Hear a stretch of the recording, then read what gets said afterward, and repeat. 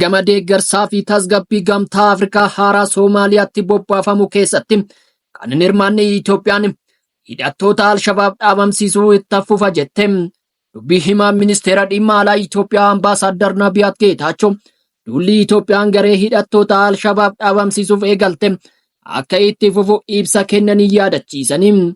Ambaasadderichi Alshabaab sadarkaa yaaddoo nageenyaa biyyaaf hin taane irra haga ga'utti garicha dhaabamsiisuuf tarkaanfii fudhatamu itti fufa jechuun Gibxii fi Soomaaliyaatti gurra duuchanii. Waggoota 17 gamtaa Afrikaa jalatti ergama nagaa eegumsaa fi loltoota Soomaaliyaatti kan bobbaaste Itoophiyaan ergama nagaa eegumsa haaraa keessaa baafamu ministeerri ittisaa Soomaaliyaa dhiyeenya kana beeksisee ture. Soomaaliyaatti ergama nagaa haaraa keessatti waraanni Itoophiyaa kan hirmaanne kan beeksifte biyyattiin dubbii himaan duraanii ministeera dhimma alaa Itoophiyaa obbo Nabiyyuu Taaddalam nageenya Itoophiyaaf yaaddoon yoo mudate Itoophiyaan calliftee hin ilaaltu jedhanii ture. Eeyyama hin eegnu nuti tarkaanfii ni fudhanna jechuun BBCtti himanii turanii. Ambaasaadder Nabiyaat kamisa waa'ee gumaacha Itoophiyaan naannichaaf qabdu gaazexeessitootaaf ibsa kennanii ture. Yaaddoo shororkeessaan Alshabaab naannichatti uume qolachuu irratti Itoophiyaan ga'ee ijoo taphachaa jirtu hawaasni addunyaatu ni beeka jedhanii. Torbee muraasa dura waraanni Itoophiyaa Soomaaliyaatti bobbaafamuun sochii Alshabaab akka dabalu taasise jechuun ministeerri dhimma alaa Soomaaliyaa qeeqa dhiyeessee ture.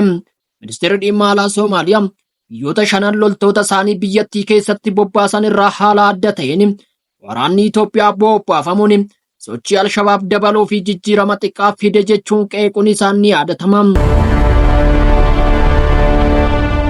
Galtee wal hubannoo ulaa galaanaa ilaallatu Somaalilaand waliin Itoophiyaan mallatteessuu hordofe Soomaaliyaan ergamni nagaa osoo hin xumuramin loltoonni Itoophiyaa kumaatamaan lakkaa'aman biyyattii keessaa akka ba'an irra deddeebiin akeekkachiisuun isheen ni yaadatama. Gorsaan dhimma nageenyaa biyya Soomaaliyaa Hussein Ali kanaan dura Itoophiyaan waliigaltee Somaalilaand waliin mallatteessite osoo naqine akkasumas miseensonni waraanaa Itoophiyaa hundi biyyattii keessaa akka baafaman akeekkachiisaa turanii.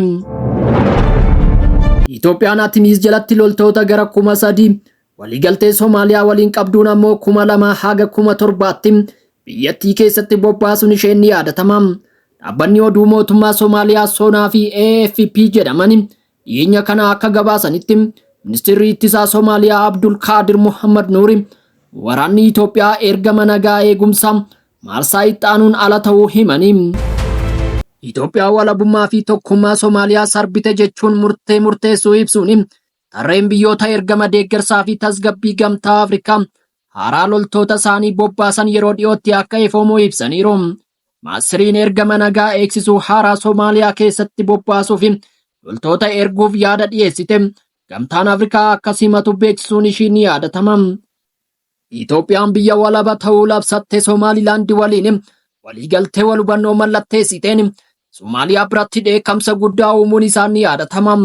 Itoophiyaan ulaa galaanaa kan argattuu fi humna galaanaa hundeessuun Somaalilaandiif ammoo beekamtii biyyummaa kan kennituuf ta'uu hordofe Soomaaliyaan dhimmicha gara mana maree nageenyaa dhaabbata biyyoota gamtoomanitti geessitee turte.